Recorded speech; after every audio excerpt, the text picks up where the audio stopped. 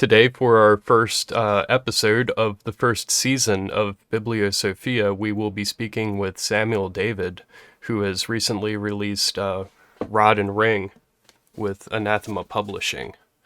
So I'm really looking forward to speaking with him about this book today, and this is a really interesting read and a bit different than some of the other books that have came out on Anathema in that it's very much something that should be worked with, and it's not really a scholarly book or a sort of artistic expression so much as something that should really be worked with. So I guess the first thing I'd like to ask you about today is what first got you into these ancient Mesopotamian religions, and what led up to this point that you became the sort of person that would feel that they should release a book of this kind? Well, I would like to thank my Christian upbringing for the insight that led me to where I am now. When people ask what my introduction to paganism or polytheism or even the occult or esoteric praxis, my go-to response is the Bible was my gateway drug. So growing up in Pentecostal circles, reading about biblical heroes, one thing led to another. I wanted to know more about these gods, these people that were the perennial enemies of the Hebrews. And from there, I found the gods of Sumer and Babylon and Assyria, Akkad, every other city in the Fertile Crescent. Yeah, that's interesting. So you just mentioned some different names there. Probably a lot of people will be familiar with these different terms, but would you like to sort of here at the beginning go ahead and sort out those different terms for us? Like, what's the difference between a Mesopotamian and Akkadian, Sumerian? How do these words differentiate from each other, and how do they all sort of fit together in the context of your book? Yeah, sure. So Mesopotamia is the Fertile Crescent, the region between the Tigris and Euphrates rivers. And think of it like referring to the United States. So in the United States, we have various states, obviously. So you have Sumer, which is a city-state, one of the earliest city-states in recorded history. You then have Akkad, which is a city-state. You have Babylon, a city-state. Other city-states include Larsa, Nippur. You have Assyrians in the city of Assur. So it's really, Mesopotamia or Mesopotamian is a catch-all, if you will, for these various cultures. And with these cultures came their own languages. So the Sumerians had their own distinct language. The Akkadians, the Babylonians, and the Assyrians pretty much spoke the same Semitic dialect. And it was the Sumerian language that they preserved, which was actually spoken and used in writing and literature well into the 2nd century of this common era. Perfect. Yeah. Thanks. I had a bit of an accidental education on this topic. I went to a Greek mythology class, and my professor basically at the beginning of the semester said, "Hey, I'm tired of teaching Greek mythology, so instead I'm teaching Near Eastern mythology." And Excellent. we're all like, "What?" But then by the end of the semester, we were all like, "Wow, that was so cool that we did that." Things like Gilgamesh, and we even got into a little bit of Indian things as well. The Ramayana and such. So I came into this with a bit more familiarity than maybe some other people would, because I know, when I went into that course, it was totally new to me. I had no idea what Gilgamesh was. So what sort of, you said that your first encounters with these things were through the Bible. But what were some of the things that first resonated with you? Was it something like Gilgamesh, or was it the history of the Mesopotamian peoples? Or, what really made you feel a personal connection to this sort of topic as a whole. Sure. Yeah. There's a passage in the book of Jeremiah and another passage, a complementary passage, if you will, in the book of Ezekiel. But in the book of Jeremiah, the prophet is essentially confronting the Hebrews and, calling into question their polytheism, their quote unquote evil paganism. And the specific passage that resonated with me, that actually stuck with me and perhaps shaped my spirituality. The Hebrew women were responding to the prophet in that particular narrative, and they stated that since we have stopped making offerings to the Queen of Heaven, who could be interpreted as Ishtar, who could be interpreted as Ashura, or even Inanna, since we've stopped leaving these offerings and presenting our sacrifices, we've known nothing but war and famine. And that resonated with me a great deal. And then there's a passage in the book of Ezekiel where the narrative indicates that there were women in the square outside of the temple of Jerusalem that were weeping for Tammuz, or Dumuzid, the vegetation god. So those are the things that really inspired me and then led me into studying ancient Near Eastern tradition. When I was in college studying arts and humanities, I really gravitated towards the Epic of Gilgamesh, the Enuma Elish. So there's a lot of underlying currents there that wove themselves together and brought me to where I am now. Yeah, for me, coming loosely from a Catholic background, I didn't have any strong religious background, but reading Gilgamesh, when the mention of the flood story was a real eye opener for me, and that sort of led to a lot of other dominoes falling in that direction of finding out more things about some of these other ancient religions and how that flood story is sort of part of so many different religions that it makes you wonder outside of that, that book's validity, like this thing had to have been real. Yeah, absolutely. Absolutely. Are all of these different regions and time periods that we sort of mentioned towards the beginning there, are they all sort of encompassed into Rod and Ring? Or are there more specific elements of like Sumerian or Akkadian or which one of them are the most represented here, or have you tried to make a balance out of it? The most representative, or most represented rather, would be the gods known by their Sumerian names. I've drawn from the majority of the myth I've drawn from has been the Sumerian myths. But in addition to that, I have made at least an informed attempt, if you will, to syncretize or reconcile the differences between these various cultures, which were rather they were contemporaries of each other. So you have the Sumerians, and then you have the Akkadians that eventually subsumed the Sumerian people. Their contemporary cultures also included the Babylonians, the Assyrians, the Eblaites. So you've got all of these various cultures that historically did overlap. There wasn't just one culture after another. So in a roundabout way, my attempt was to reconcile these differences and bring them all together.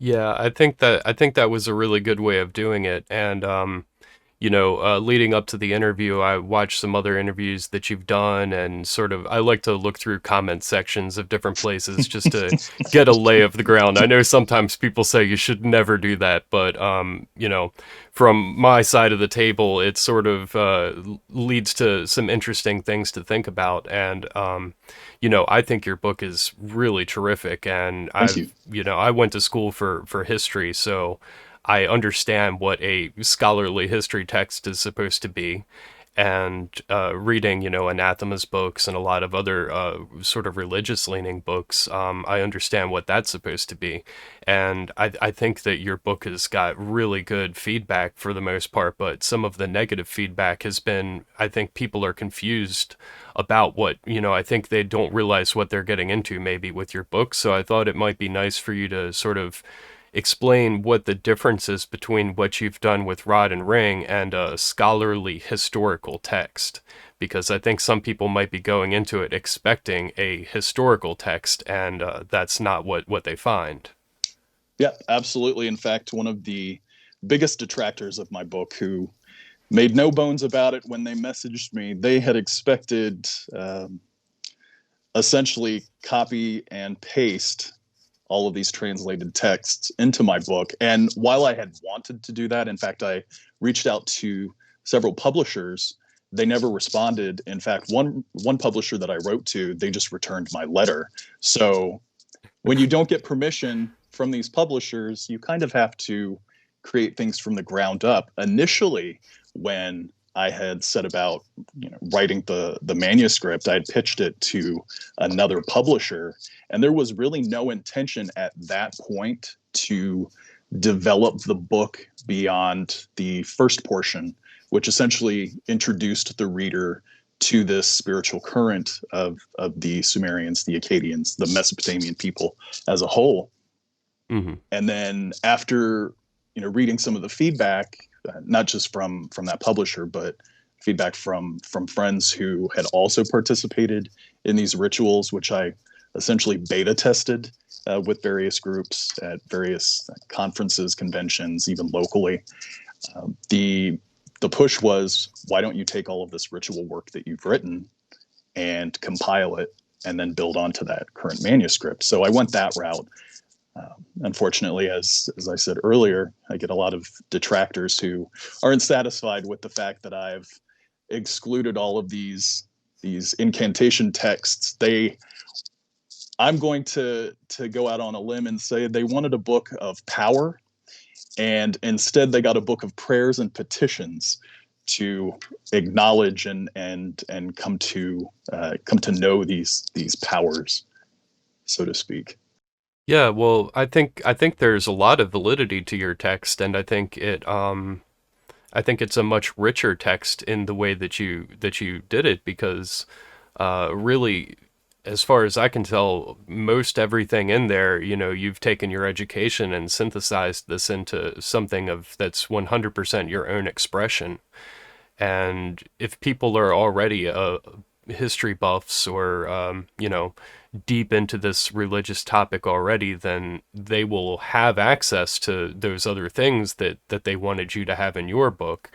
And I think there's something to be said about, if you really love this topic, then you need to follow the footnotes and go do the rest of the research. But what you've put together is, and it's already a pretty thick book. I mean, to if you added what everybody wanted, I think you'd be heading towards 700 or 800 pages. Yeah, and Gabriel probably would have said, "We're not going to publish this. I'm sorry." Yeah, well, that's what I'm saying, because it's already sort of one of the thicker texts for Anathema. So, At 351 pages to be exact. At least, but it's a pages. fantastic read.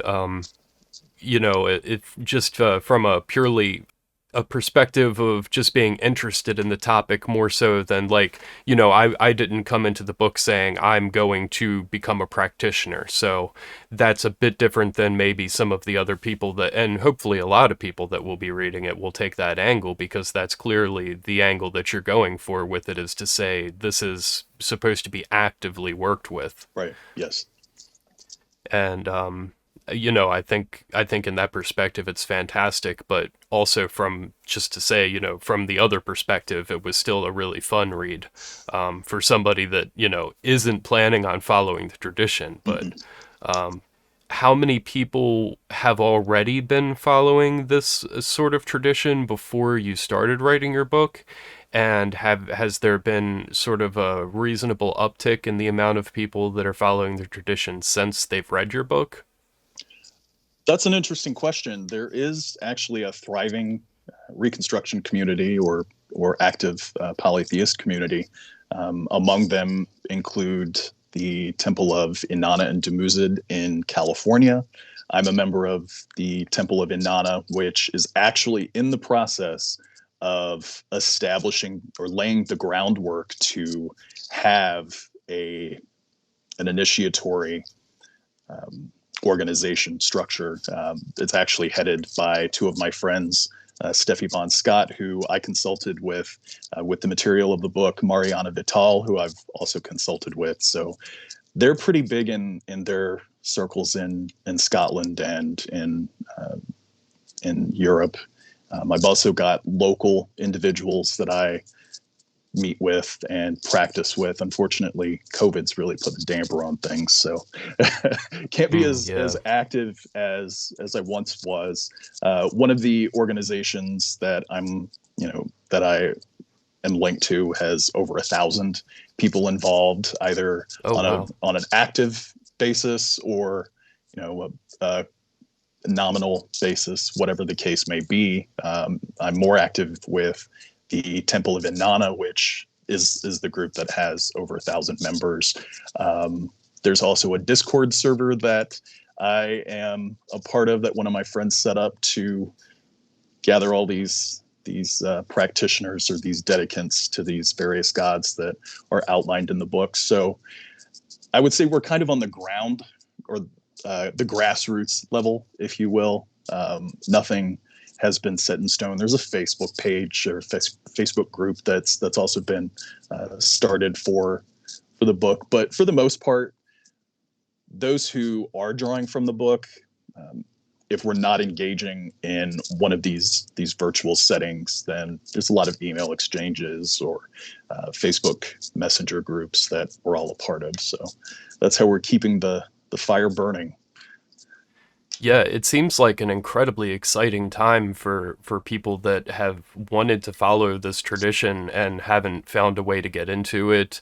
Having your book is, I would say, an incredible boon to the process. Yeah, and I also wanted to throw in there, but you mentioned it about the Facebook group because I know I joined that when I started reading just to kind of get a lay of everything, and it seems like it's such a crazy situation because looking back through the history leading up to the interview, I found like I didn't realize how recently all of this was uncovered. I mean, 200 years ago, people really didn't have any clue that this civilization even existed. Right. It was lost in the sands of time with biblical archaeology. To go from it just being almost an entirely lost civilization to now, in the early 2000s, where people like you are rebuilding this thing from the ground up. What does it feel like to be part of that process? I know it's kind of an emotional question, but Absolutely surreal. So several years ago, when I decided that I was going to formally, if for lack of a better word, leave the church and actually devote myself to this spiritual current and this praxis, I had no clue that there were other people like me. The majority of the neo-pagan groups or polytheist groups or even esoteric groups that I had looked into were largely Western ceremonial lodge magic or European-oriented paganism, and I kind of felt like an outlier. And when I found the majority of the books and resources in the history section, as opposed to the New Age or pagan section in your local bookstore, yeah, that's when I really started to thrive. And after some digging on Google, I then found, the Temple of Sumer. I found all of these other groups, and then that just propelled me forward and really introduced me to a live, active, thriving community of Mesopotamian spiritualists, polytheists, neo-pagans, Wiccans. So there are so many people that are drawing their spiritual praxis from the source material, from this culture, from these gods that have been with us for millennia. and another thing I picked up in sort of the history lessons on this topic that seems so interesting to me is with a lot of later civilizations, they wrote on papyrus and paper, and just everything was in a situation that it could have crumbled, it could burn. But there was some temple that had burned down, a long, long time ago, and they basically said that these clay tablets were further hardened by the burning of, or not a temple, it was a library, I'm Yes. sorry. The clay tablets were further hardened and kept for the ages because the place burned down, whereas if it hadn't burned, they might have dissolved away in a couple thousand years. Yeah, yeah. What's interesting, you bringing up that point. What's interesting is these libraries are not just confined to the Fertile Crescent. You're actually finding these libraries in Egypt, in various parts of Egypt. There are several dig sites, and we have the Assyrians. We can thank the Assyrians for their bloody their bloody expansion, but also bringing us this rich literature. So yeah, you pointed out all this paper, the papyrus, everything's being burned and lost to the fires of time. But these fires also further baked these clay tablets that have stood the test of time. Yeah, yeah, because there was a library in somewhere in the Islamic world that was sort of extremely important that burned down. Mm-hmm. And then we had the Library of Alexandria in Egypt, back around, you know, Caesar and Jesus times that burned down. And between those two libraries, I think we lost a massive, massive chunk of history that we'll never know what we lost. But yeah, again, 200 years ago or so, or less than that, they find all these things, and this is all on these hardened clay tablets, and it's just all been sitting there for thousands of years waiting for us to come back and find it again. Absolutely amazing. And yeah, and I guess for somebody like you, I think it must feel like it was meant to be to a certain extent. I would like to say so, yes. Yeah. So do you hold any, what sort of, are there positions laid out in this thing? Like, do you consider yourself, I know your book sort of leads up to somebody, I guess, considering themselves some level of a priest by the time they finish the book. So Yes. do you hold some sort of titles that you would like to mention, or are things sort of loose enough that you don't feel comfortable with that? So in the book, there are specific titles. The first title is the supplicant, if you will. Mm-hmm. Someone who approaches the temple of the gods, approaches their shrine, presents themselves to the gods. Then you have the servant who, throughout the course of the book, this mythopoetic journey, when they immerse themselves into this grand myth, they then become a servant who's entrusted with various aspects that govern human civilization.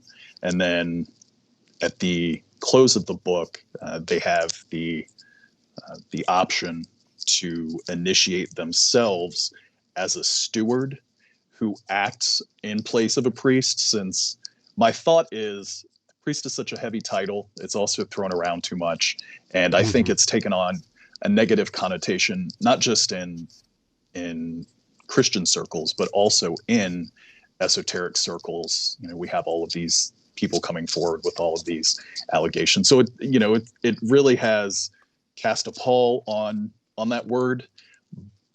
Not to mention the fact that despite all of these lodges, these traditions, these circles, these covens, there is no lineage. There's no existing lineage that has passed through the millennia. We have the Christian Church, we have Islam, we have Hinduism, we have Buddhism, Christianity. We have all these major religions that have a chain of succession that Mm-hmm. have continued and thrived and grown and syncretized other cultures and religions into them. But unfortunately, with Mesopotamian culture, as you pointed out, for 200 years, it's all relatively new. So everything's lost to us. Again, we're just reconstructing, building from the ground up using the resources that we have, if we choose to go that route. That isn't to say that I, look down upon people who use those titles, priest, high priestess, what have you. It's not for me. It's not for me. Yeah, well, that's one of the things that's so exciting about this process that you're working with here is you can do what you want because, again, like as you said, you have the papal tradition, or you have, in all these different religions, and even especially Hinduism, where it's like you have to find a guru that will sort of pass on the chain of succession. And if you're not doing that, then you're sort of missing the mark. But Right. that is just 100% out of the question with your tradition. So, yeah, so you can sort of take it where you want to. Yeah.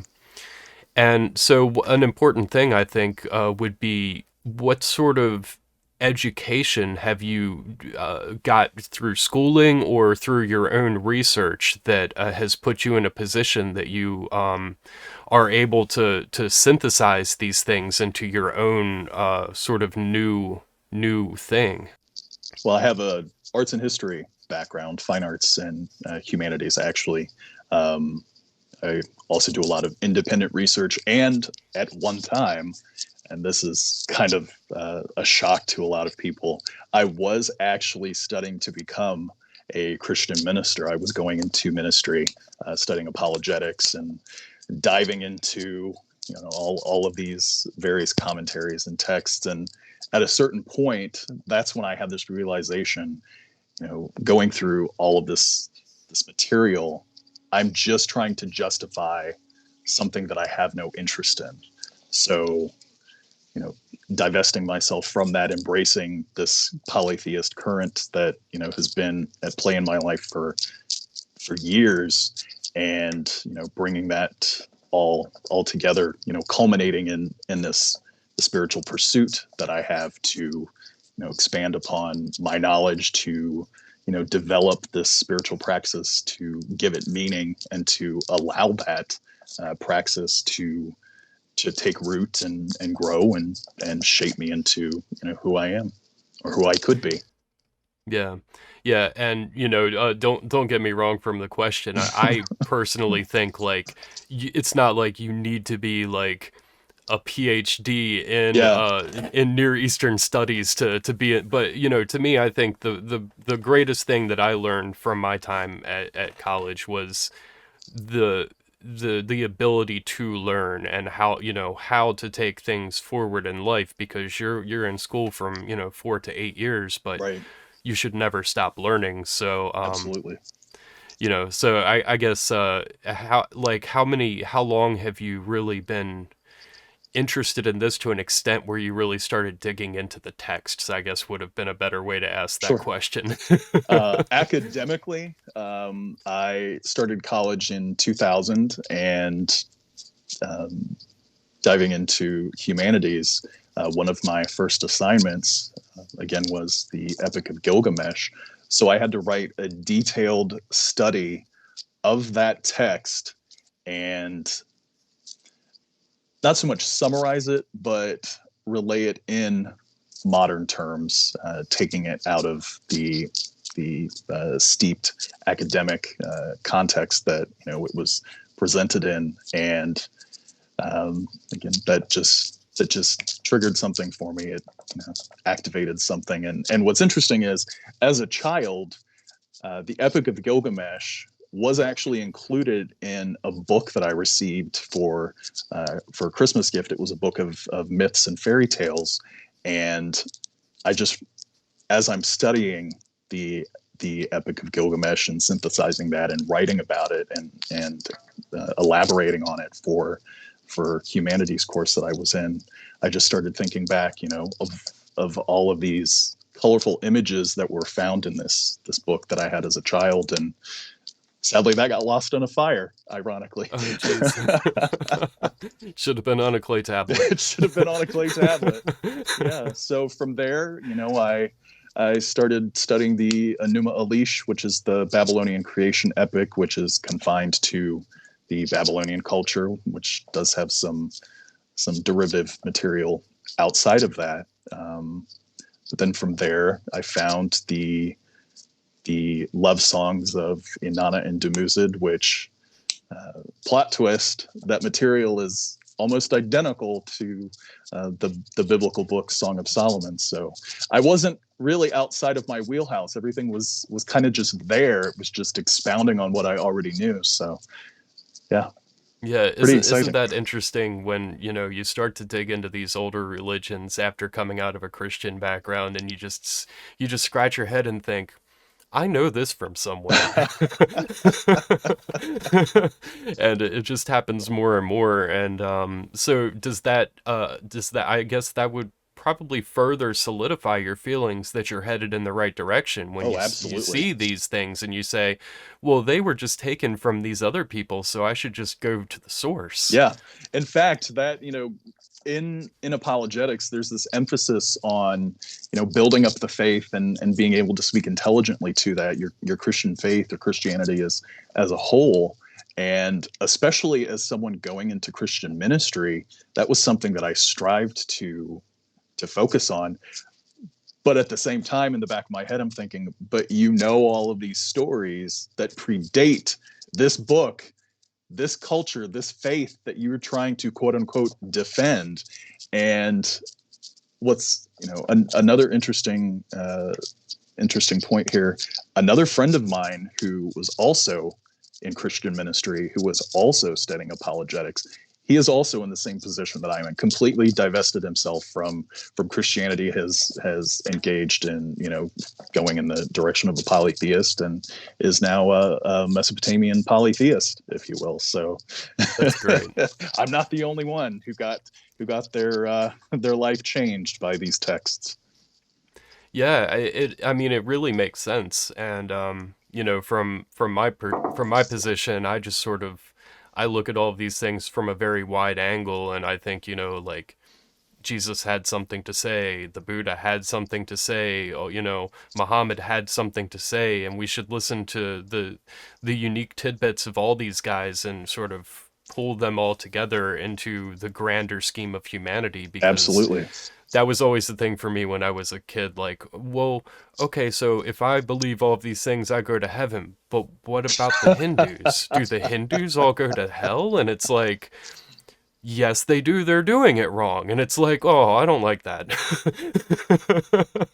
So, I've always tried to sort of look at it from that world perspective and synthesize things. So I really like that in the way that you're working with this, and that's why I wanted to ask you about the various different traditions of and sort of the different time periods that you were bringing together. And then that makes it even more interesting that you had this Christian background that I wasn't aware of. So yeah, that's really cool.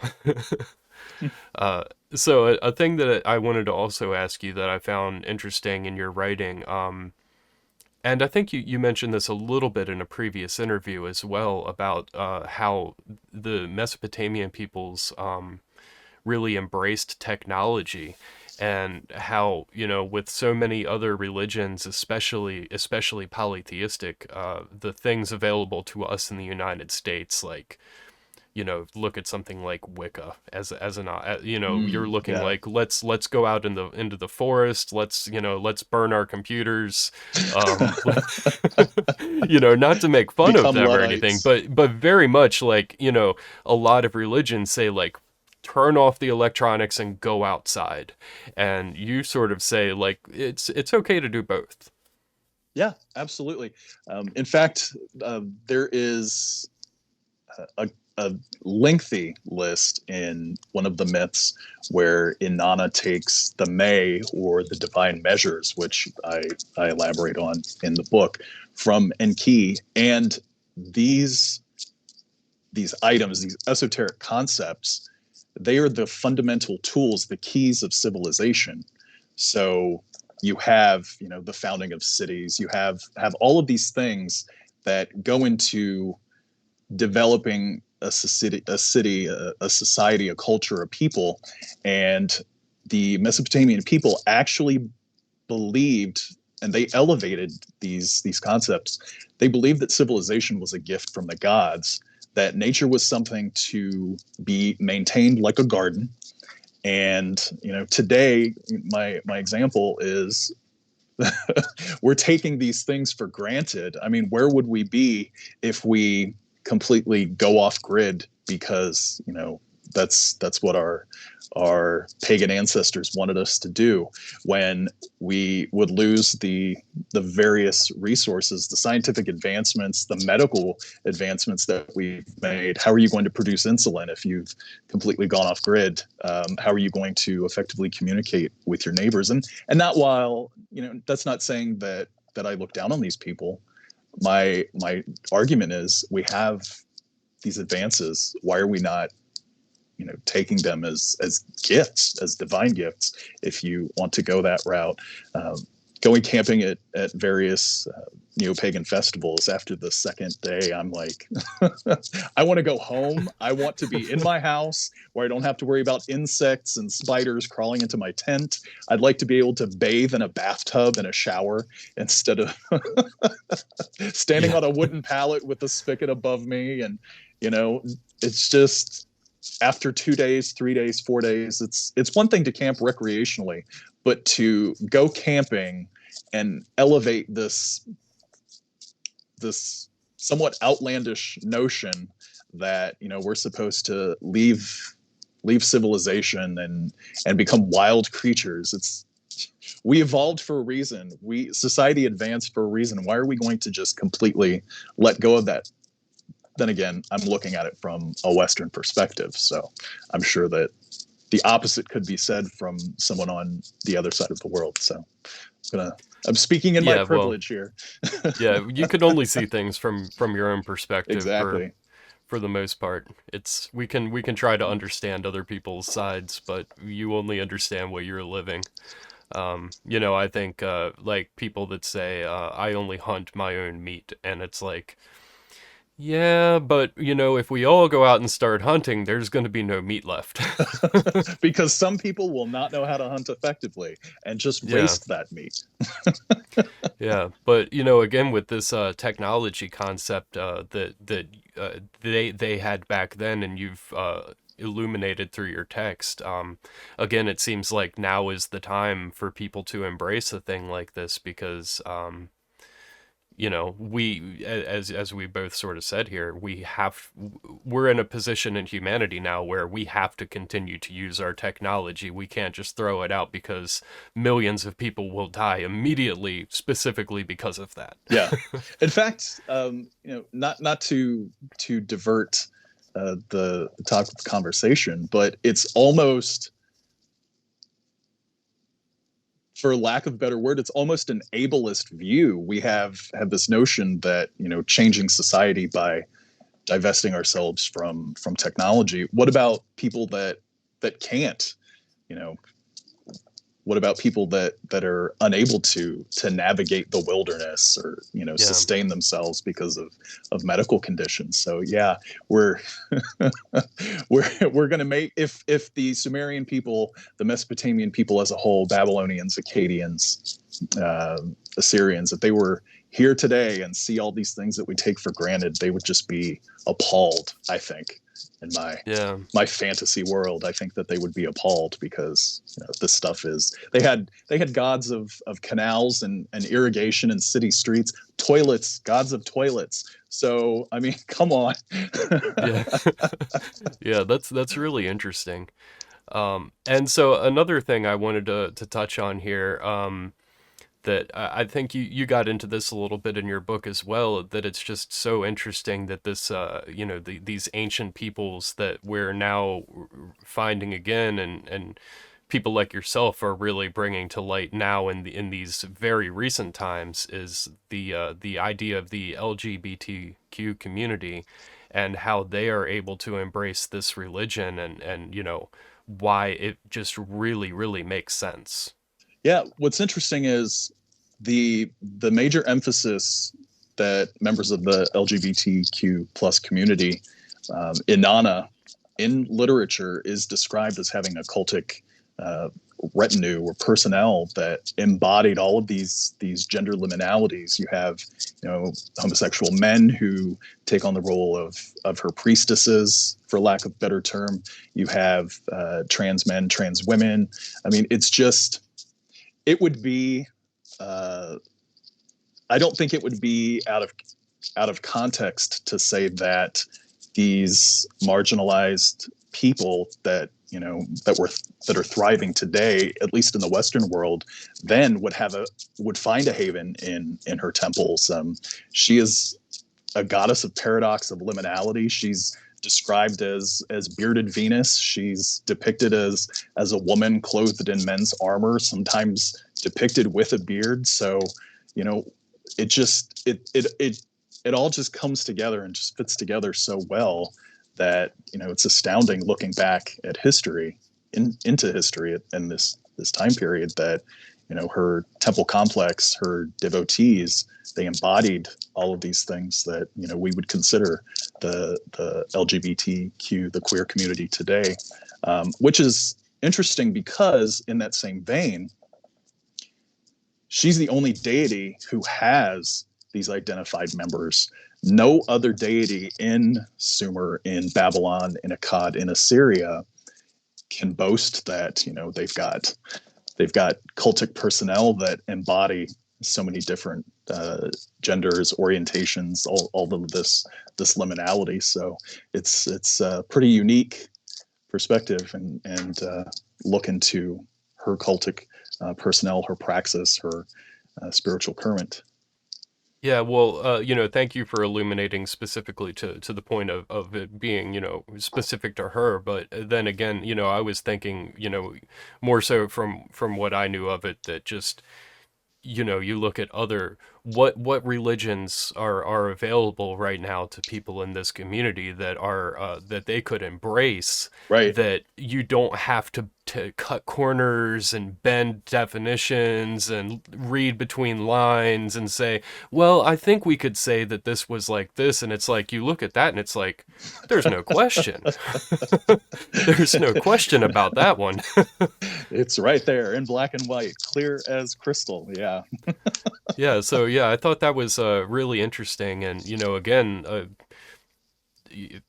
not 30 years ago, much less 200 years ago, but this community's never really had a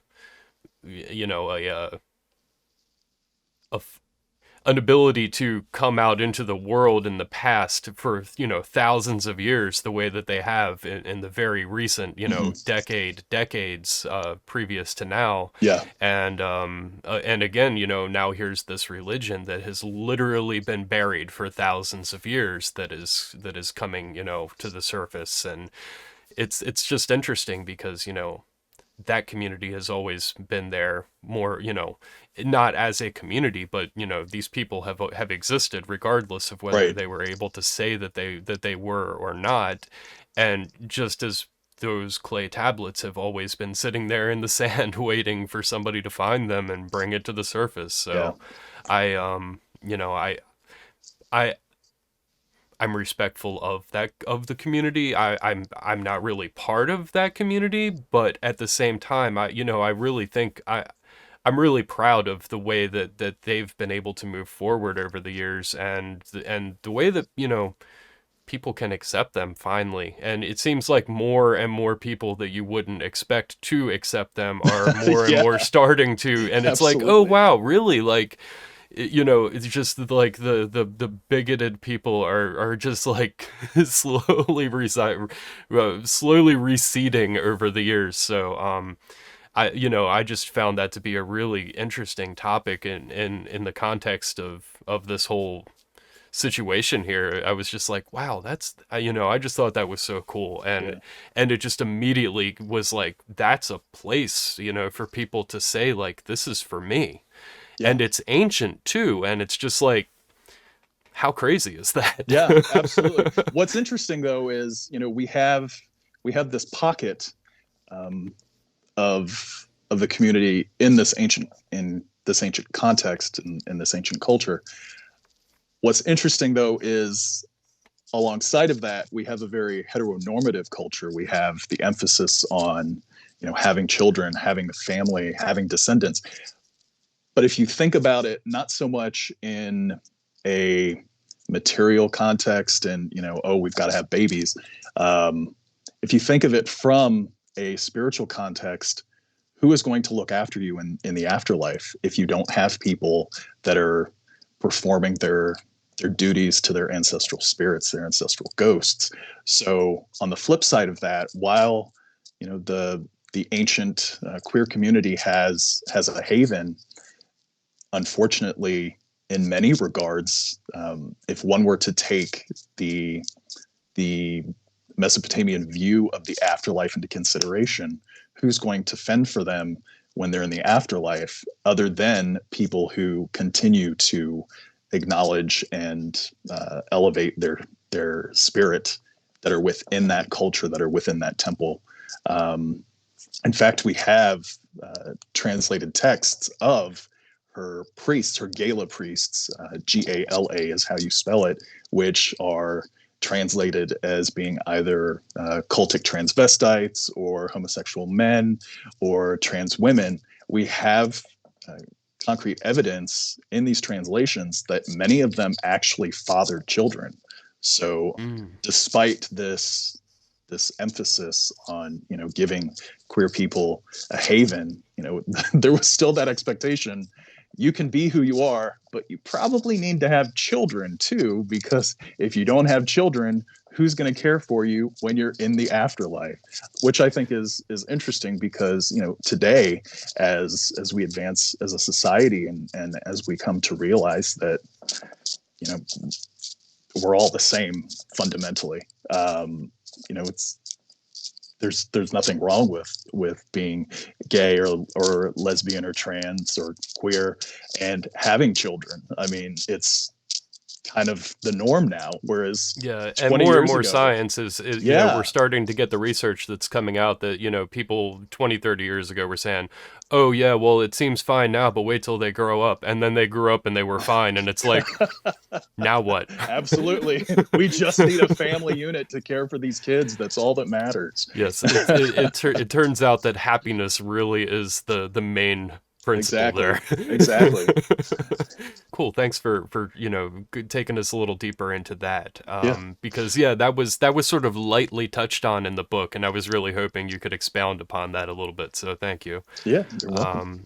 And so your introduction was by Jack Grail, and I wanted to sort of you said that he's a friend of yours, so maybe you could speak a little bit about your relationship with him and how he came to write the foreword for Rod and Ring. Oh, Jack Grail, that scoundrel. We've known each other for several years. In fact, he and I and uh, another occultist or esotericist, Zemayemi Jehudi, we all live within 5 miles of each other.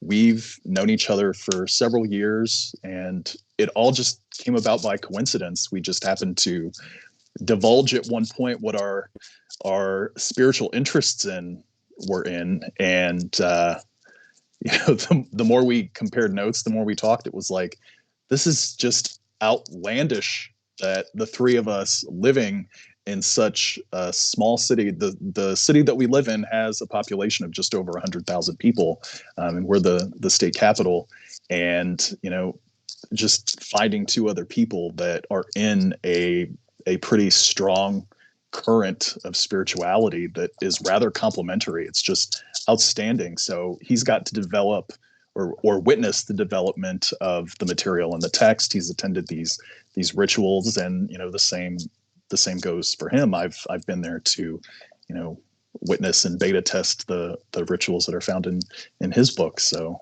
yeah. Yeah, strong armed him that's so into useful. writing that forward. So shout out to Jack Grail.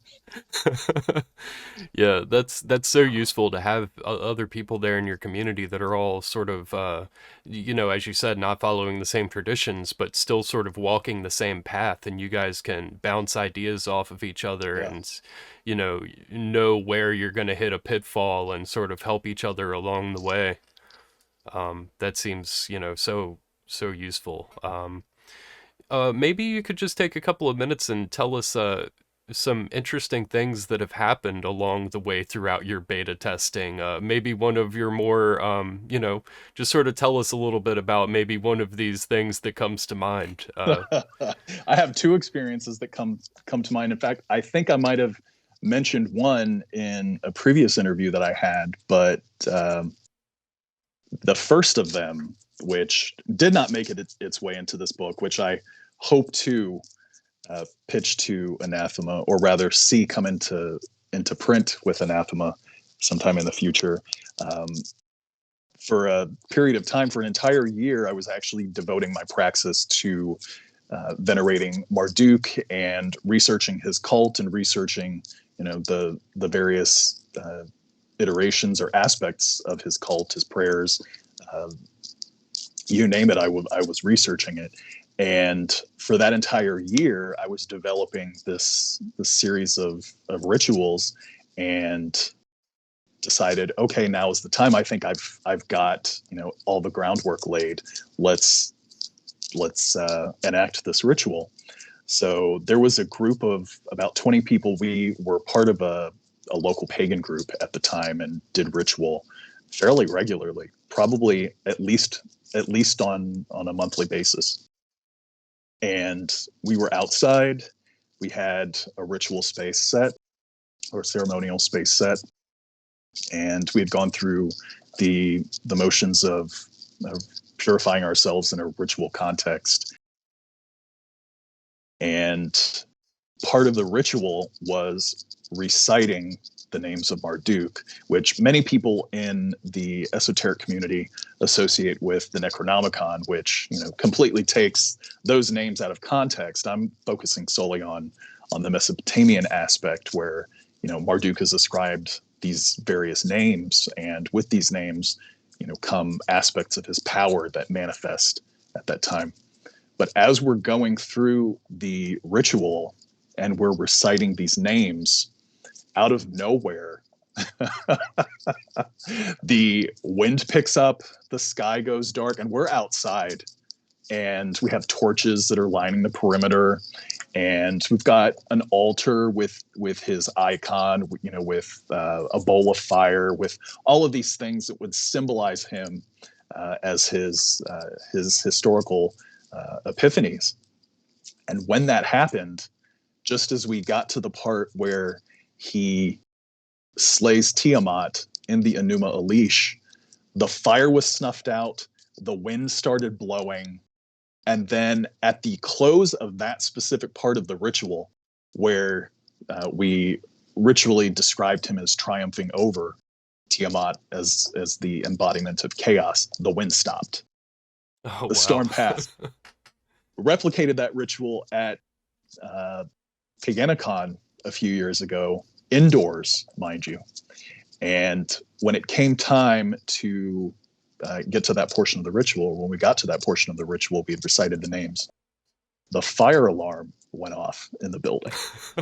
So we stopped mid-ritual, and I'm thinking, surely we didn't set the fire alarm. I did have a cloud of smoke of incense in the room, but that surely would not have triggered the fire alarm to go off at that key moment. And we stopped the ritual. I go outside, I look in the hallway, nobody's panicking, but at the same time, in the back of my mind, I'm like, why does this happen all the time? This is like this, at least the second instance that happened in a public setting. Another instance where I had a very tangible, visceral experience, I went camping, and there was a big ritual to Hecate. And at the close of that ritual, and it's my my spiritual praxis, my habit to have a devotional ritual once a day, whether that's at morning or in the evening.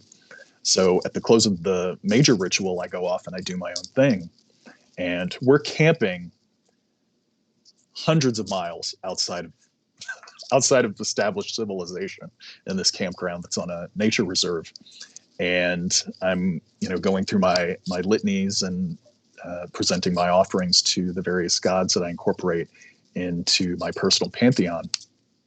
And I get to the very end, and I address Inanna, and I present my offerings and, extol her virtues and her praise.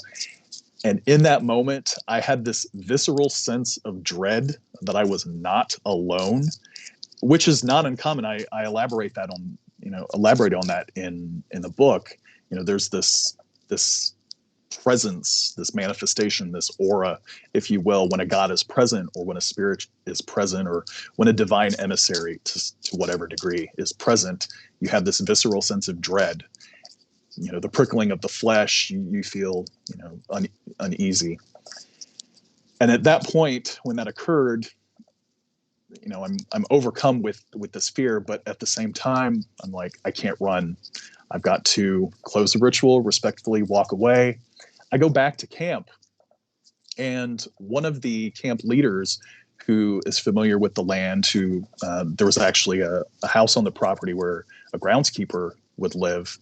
They told me that the area is frequented by a mountain lion, and that mountain lion has been spotted in that area at night, and that I should not have gone out by myself, which is so funny because lions are her epiphany.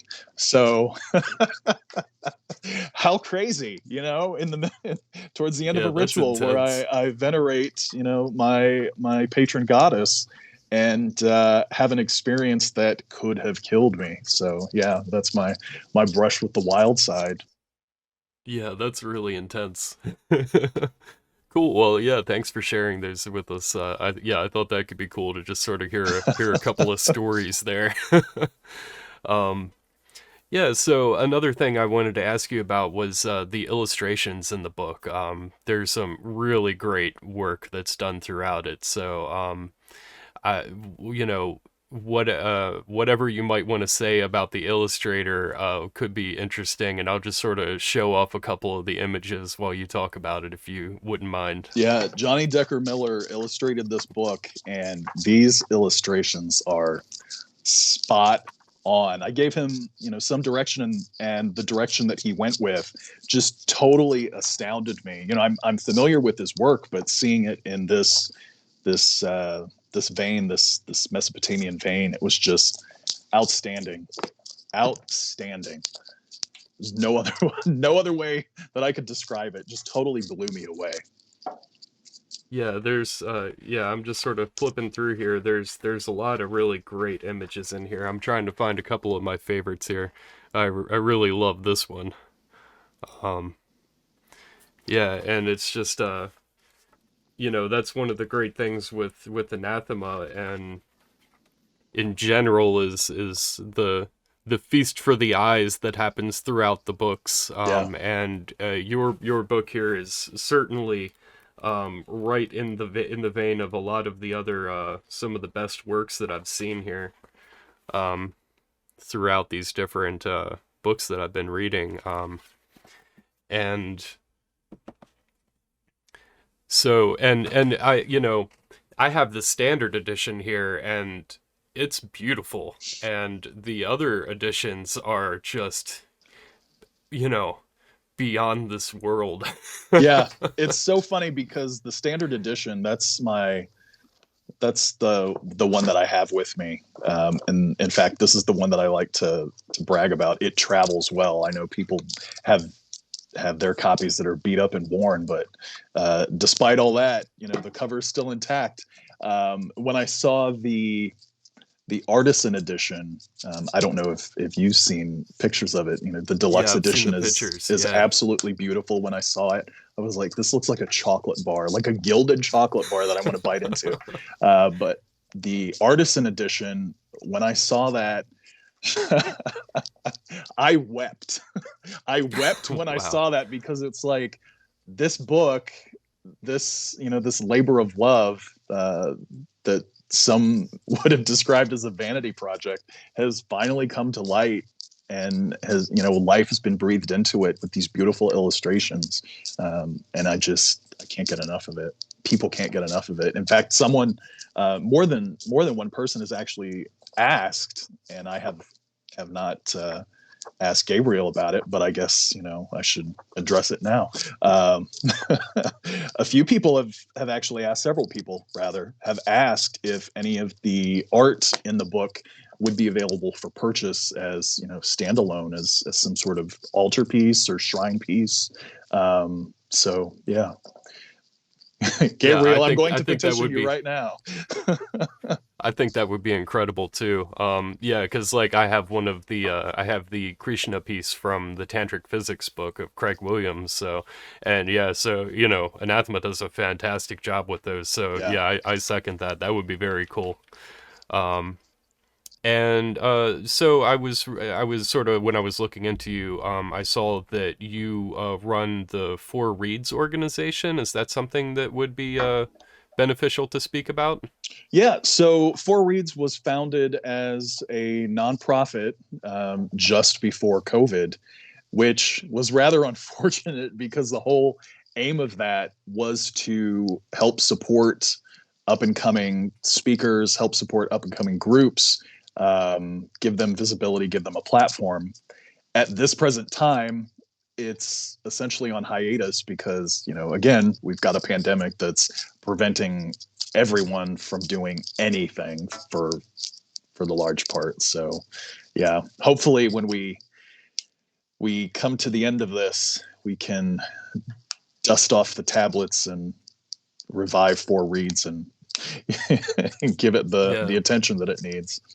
Yeah, this has been such a strange time period to live through. I mean, yeah, we don't need to go into that topic really, but man, yeah, you look back at things that happened in the past and it's like, oh wow, well, nothing like that in the modern times. And then it's like, we're going into year 3 of this thing. And it's like, man, this is not what I was expecting for 2022 Absolutely not. when I was looking forward in 2015.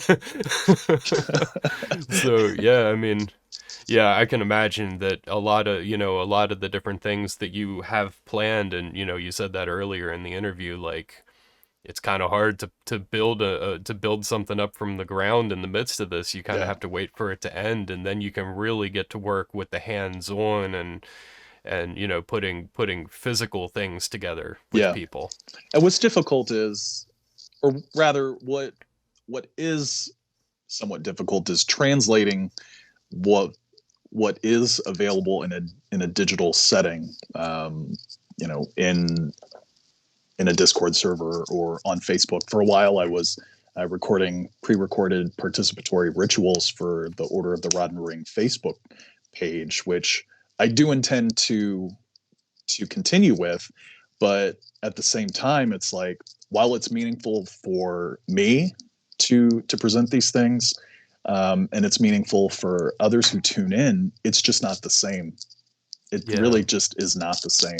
So hopefully, hopefully we see an end to this in the Yeah. very near future instead of the distant future. Yeah, absolutely.